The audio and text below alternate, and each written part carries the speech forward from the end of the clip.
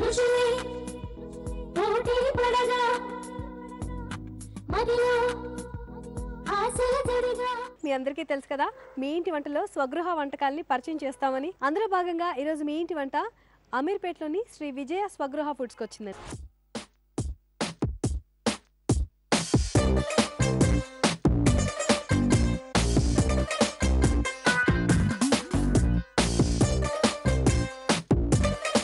మరి ఇక్కడ చాలా రకాల పిండి వంటలు తయారు చేస్తారట.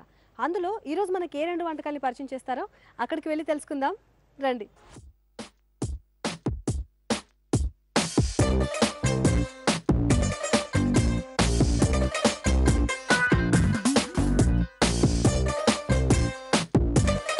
హలో అండి. హలో అండి. మీ పేరు? పాపారావు. పాపారావు గారు, ఇక్కడ ఎన్ని సంవత్సరాల నుంచి చేస్తున్నారు మీరు? 15 సంవత్సరాల నుంచి చేస్తాను. సరేనండి. మరి ఈరోజు మాకేం వంట చూపిస్తారు? కోవపూరి.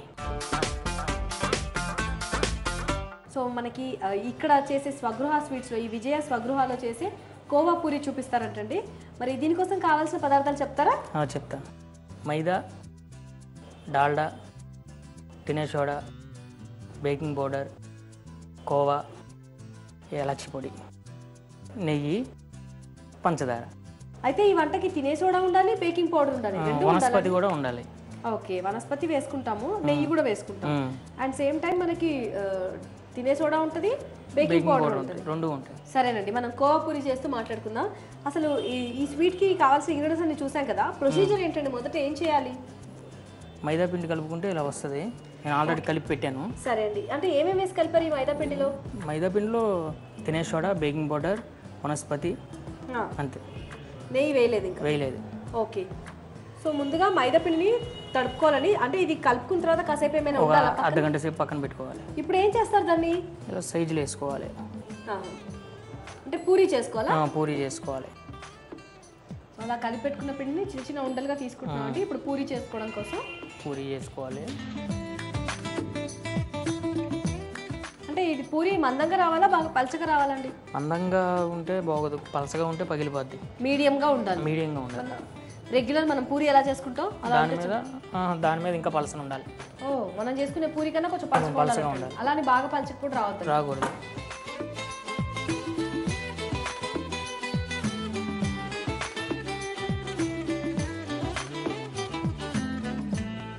సో పిండిలో మనం కొంచెం వనస్పతి వేసాం కాబట్టి సాగుతుంది కదండి మనకి. మీరు ఎక్కువ స్వీట్స్ చేస్తారా, హాట్స్ చేస్తారండి? మొత్తం స్వీట్ హాట్ మొత్తం చేస్తారు. అన్నీ చేస్తారు. మీరు ఇక్కడ ఎన్ని రకాల వంటలు చేస్తారు? అంటే ఇక్కడ ఒక 20-30 రకాలు ఉంటాయని చెప్పారు కదా, మీరు ఎన్ని చేయగలుగుతారు? మొత్తం 20 రకాలు చేయగలుగుతారు? మొత్తం అన్నీ చేస్తారు. అవునులేండి, 15 సంవత్సరాల నుంచి ఇక్కడే ఉంటున్నారంటే డెఫినెట్గా 15-20 అంటే ఇంకా ఎక్కువ కూడా చేయగలరు మీరు. ఎక్కువ అన్ని ఆల్రౌండ్. కోవా పెట్టుకోవాలి ఇందులో. ఓకే, అంటే ఇది కోవా మనకి స్వీట్ కోవానా? పచ్చి కోవా. ఓకే, పంచదార ఉందా? లేదు. పచ్చి కోవాని ఇందులో పెడుతున్నాం మనం ఇప్పుడు. ఓకే, అంత కొంచెం చాలా సరిపోద్ది. ఎక్కువ ఉంటే మళ్ళీ బయటకు వచ్చేస్తుంది. కొంచెం అండి, ఒక రేగు పండు అంతా కోవా పెడుతున్నారు అంతే. కొంచెంగా పెట్టుకోవచ్చు, కావాలంటే ఎక్కువైనా పెట్టుకోవచ్చు. అంటే మనం సైజ్ చేసుకునే సైజ్ ని బట్టి. చిన్నదంటే కొంచెం పెట్టుకోవచ్చు, పెద్దదంటే ఎక్కువ పెట్టుకోవచ్చు. మరి ఎక్కువ పెద్దగా ఉంటే కూడా స్వీట్ ఎక్కువ అయిపోతుంది. ఇది పచ్చుకోవే కదా, ఏం కాదు. ఓకే, సో చూస్తున్నారు కదండి, దాంట్లో స్టఫ్ చేసి మధ్యలోకి మడిచేసి మొత్తం అంచులంది మళ్ళీ నొక్కేస్తున్నారు ఇలా. ఇప్పుడు ఏంటండి వీటిని ఏం చేయాలి? గిల్లాలి. ఇలా ఉంది అంటే అల్లుకోవాలి. ఎలా చూపిస్తున్నారు?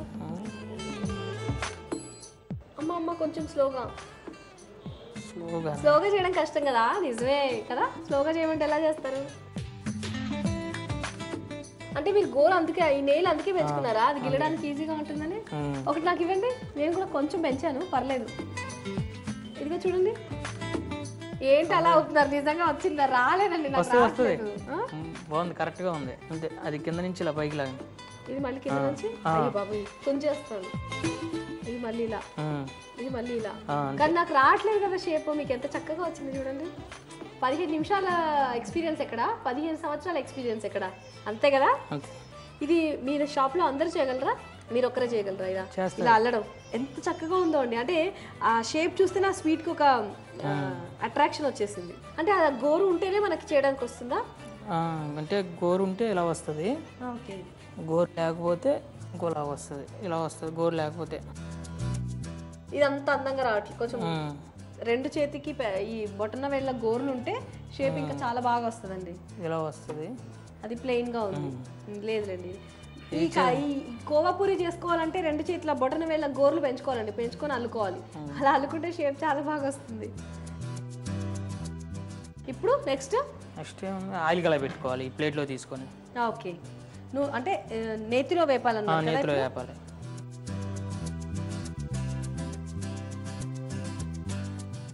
ఓకే, మొదట ముందు పాకం పెట్టుకోవాలి.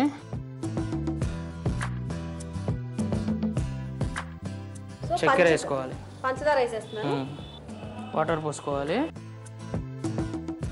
ఓకే, అంటే మరీ ఎక్కువ నీళ్ళు పోస్తే పాకం రావడం లేట్ అవుతుంది కాబట్టి కొన్ని నీళ్ళు పోసారండి. చక్కెర మునిగేటట్టు. ఓకే, సో కరెక్ట్ ఐడియా కోసం పంచదార మునిగేటట్టు పోసుకోవాలి. అంటే అడగంటకుండా ఉండడం కోసమా? అడిగి పట్టుకొని ఉండడం కోసం. నూనె కలా పెట్టుకోవాలి. ఇప్పుడు అది ఫ్రై చేయడానికి. ఓకే, నేతిలో ఫ్రై చేయడానికి ఇంకో కడాయి కూడా పెట్టేస్తారు. ఈ పాకం ఎలా రావాలండి మనకి? లేత పాకం అయితే సరిపోద్ది. ఓకే, సో కడాయి పెట్టి ఇంకొక కడాయి పెట్టి అందులో నెయ్యి వేస్తున్నారండి నేతిలో వేయించడం కోసం. చాలండి, అంటే అవి మునిగేంత వరకు నెయ్యి వేశారు కదా. ఈ పంచదార మనకి బాగా ముదురుగా రావద్దు, లేతగానే ఉండాలి, ఎందుకంటే అది పీల్ చేసుకుంటుంది కదా మనకి. అందుకని చూడండి, సరిపోద్ది సరిపోద్ది. సో చూస్తానండి, జస్ట్ అది సిరప్ లాగా మనకు గులాబ్ జామ్కి ఎలా చేసుకుంటాం, గులాబ్ జామ్ మీద కొంచెం ఎక్కువ కొద్దిగా ఇలా సాగుతాం చూడండి. జస్ట్ కొంచెం తీగ సాగనట్టుగా ఉంటే ఆఫ్ చేసేసారా? ఓకే, ఎందుకంటే ఇవి పెద్ద పొయ్యిలు కదా, ఈ వేడికి కూడా ఇంకా వచ్చేస్తూ ఉంటుంది, అందుకని ఆఫ్ చేసేసారండి. మనకి ఇంకా రెడీ అయిపోయింది కదా పాకం. రెడీ అయిపోయింది, కొంచెం చల్లారితే సరిపోద్ది. ఈ ఆయిల్ వేడి ఎక్కేలోపు ఆ పాకం చల్లారిపోతుంది. ఓకే ఓకే, పాకం అయిపోయింది కదా, అయిపోయింది. తీసి పక్కన పెట్టేస్తున్నాను. పక్కన పెట్టే నెయ్యి వేడి ఎక్కింది. ఓకే, ఇది తీసుకొని వేసుకోవాలి. కాగిన నెయ్యిలో వేసి డీప్ ఫ్రై చేసేసుకోవాలి. కొంచెం రంగు రావాలి కదండి, గోధుమ రంగు రావాలి. ఇక్కడ చూస్తే ఏవైనా ఇంత సులువా అనిపిస్తుంది. ఇంటికి వెళ్ళి చేయాలన్నప్పుడు కొన్ని మర్చిపోతుంటాం, అందుకని వీలైతే నోట్ చేసేసుకోండి. ఇటువంటి ఐటమ్స్ మనకు తెలియవు కదా ఇంట్లో చేసుకోవడానికి, అండ్ డౌట్ వస్తే ఎవరైనా అడగడానికి కూడా తెలియదు కాబట్టి మ్యాక్సిమం నోట్ చేసుకోవడం బెటర్. చూసినప్పుడు గుర్తున్నట్టు అనిపిస్తుంది కదండి. ఇప్పుడు వాటిని టర్న్ చేయాలి కదా, నేర్పుకోవాలి నిదానంగా, చిన్న మంట పెట్టుకొని. కొంచెం మందంగా ఉంటుంది కాబట్టి పెద్ద మంట మీద ఒకేసారి కాల్ చేయకూడదు, చిన్న మంట పెట్టుకోవాలి.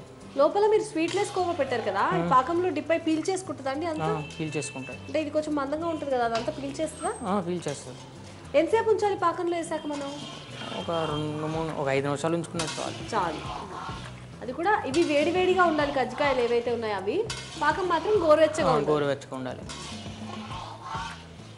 పకోడీకి బాగా కరకర రావాలంటే మంచి టిప్ చెప్పండి. రైస్ పౌడర్ వేసుకోవాలి.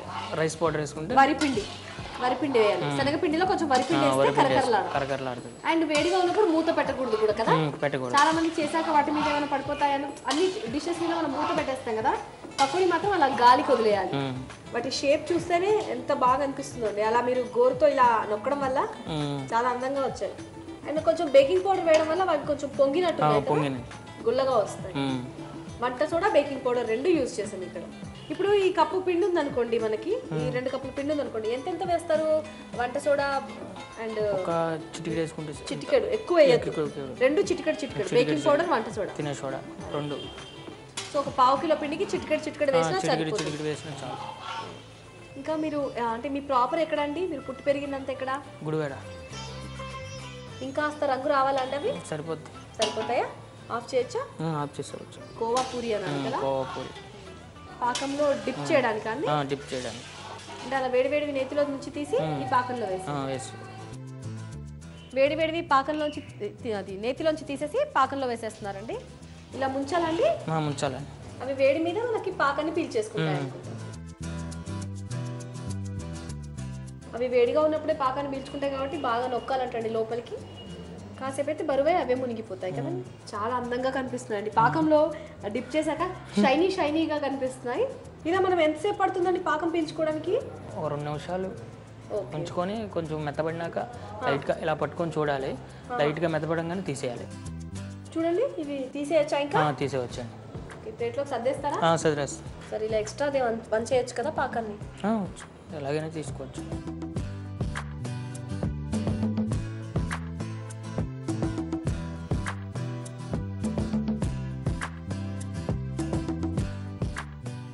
కోవపూరి రెడీ అయిపోయినాయి. సుమలత గారు ఈ టేస్ట్ చూడండి.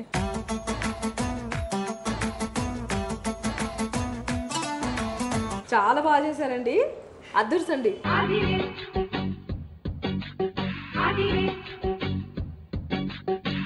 ఈ కోవాపూరికి కావాల్సిన పదార్థాలు ఏంటో ఎలా తయారు చేసుకోవాలో మరోసారి చూద్దాం. కోవాపూరి తయారు చేసుకోవడానికి కావాల్సిన పదార్థాలు: మైదాపిండి, వంట సోడా, బేకింగ్ పౌడర్, నెయ్యి, పచ్చికోవా, పంచదార, యాలకుల పొడి, వనస్పతి.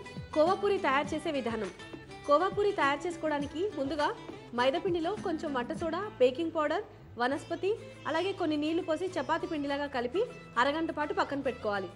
ఆ తర్వాత మనకు కావాల్సిన సైజులో చిన్న చిన్న ఉండలు చేసుకొని వాటిని పూరీల్లాగా ఒత్తుకుని మధ్యలో పచ్చికోవా పెట్టి కజ్జికాయలాగా చుట్టుకోవాలి.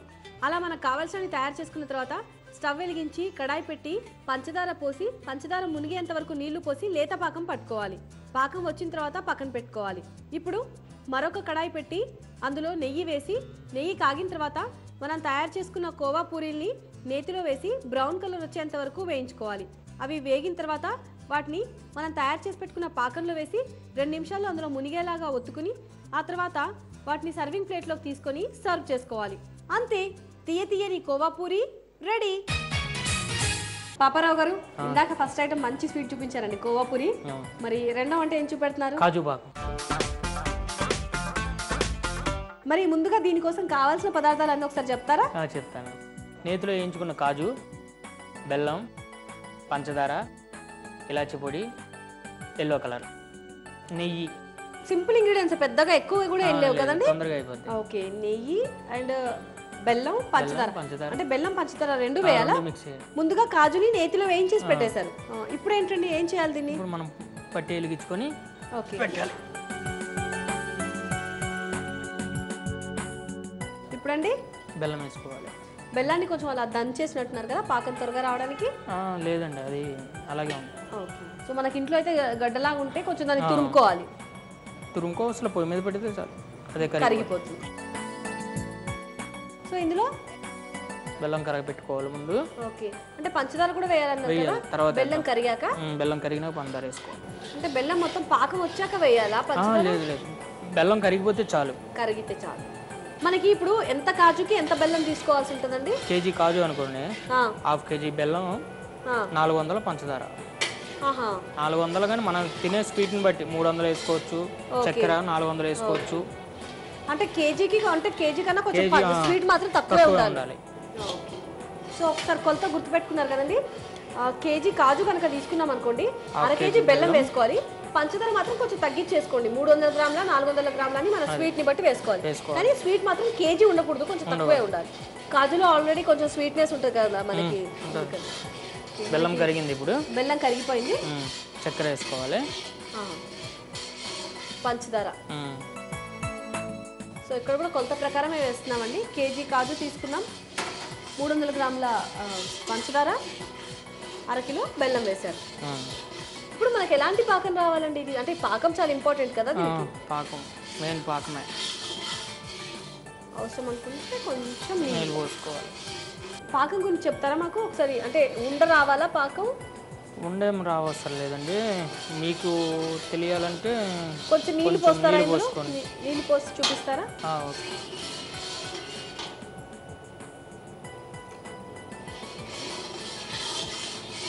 సో మన కోసం అంటే వాళ్ళకి చూస్తే తెలిసిపోద్దండి, మనకు పాకం ఎలా రావాలో చూడాలి కదా నీళ్ళల్లో పోసుకుని. ఈ విజయ స్వీట్స్లో చేసే హాట్స్ ఏంటండి? అంటే హాట్స్ స్పెషాలిటీ ఏంటండి? అన్ని రకాలు ఉంటాయండి హాట్స్ ఇక్కడ. అంటే ట్రెడిషనల్ వంటలు, సకినాలు అవి కూడా చేస్తారండి మొత్తం. ఓకే, వచ్చేసింది పాకం. పాకం వచ్చేసిందా? ఇందులో వేసి చూపిస్తారా మాకు? చూపిస్తాను.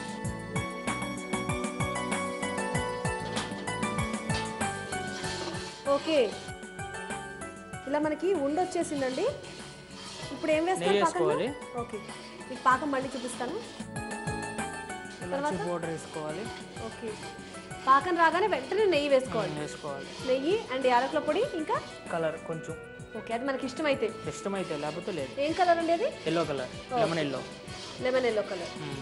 ఇప్పుడు నెయ్యి, యాలకుల పొడి, కొంచెం ఆరెంజ్ కలర్ వేసిన తర్వాత ఎల్లో కలర్ వేసాక నెయ్యి వేయించిన కాజు వేసేసారు. ఓకే, ఒకసారి మీకు పాకం చూపిస్తాను అన్నాను కదా, చూడండి. సో చూస్తున్నారు కదండి, పాకం మొత్తం మనకి ఇందులో వేసిన తర్వాత ఇలా ఇలా ఉండ రావాలండి. సో ఇలా ఉండ పాకం వచ్చాక మనకు రెడీ అయిపోయినట్టు. ఇంకేమాత్రం ఆలోచించకుండా, అంటే ఇది మళ్ళీ ముదిరిపోతే కుదరదు కాబట్టి ఇలా ఉండ కట్టగానే నెయ్యి వేసేసి వెంటనే యాలకుల పొడి, మనకు అవసరమైతే ఫుడ్ కలర్ వేసేసుకొని జీడిపప్పు వేసేసుకోవాలి. అంతే కదా, ఆ వేడి మీద వాటికి పట్టేసుకోవాలి కదండి. మళ్ళీ బాగా గట్టిగా అయిపోతుంది అండి, తర్వాత చుంచుకోవడానికి వస్తుంది. పాకాన్ని బట్టి నేను ఇందులో వేస్తాను, మీరు అట్లా కడుతూ లాగండి. సరే అండి, ఈ ప్లేట్కి నెయ్యి రాసినట్టున్నారు కదా. ఓకే, అంటుకోకుండా ఉండడం కోసం మనం ఎందులోకైతే తీసుకుంటామో దానికి నెయ్యి రాసుకోవాలండి. చాలా బలం ఉపయోగించాలండి, చూస్తున్నంత సులువు కాదండి. ఇక్కడ మొత్తం జీడిపప్పు అంతగా పాకం పట్టేటట్టు బాగా కలిపి పెట్టుకోవాలి. ఓకే, రెడీ అయిపోయింది. అవునా? ఆ ప్లేట్ వేస్తారా?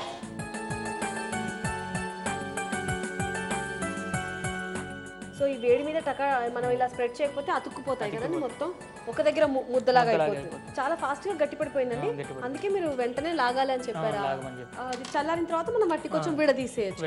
మనకి కావాల్సిన సైజు కట్ చేసుకోవచ్చు. ఇది కాజుకే చేస్తారా?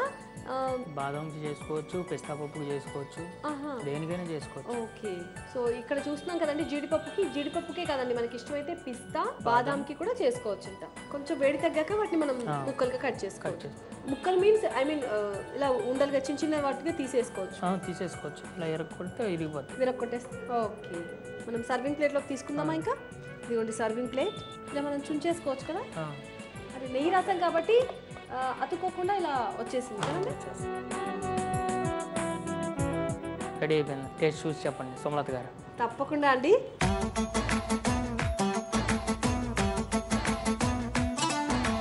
చాలా బాగుందండి, స్వీట్ కరెక్ట్గా సరిపోయింది.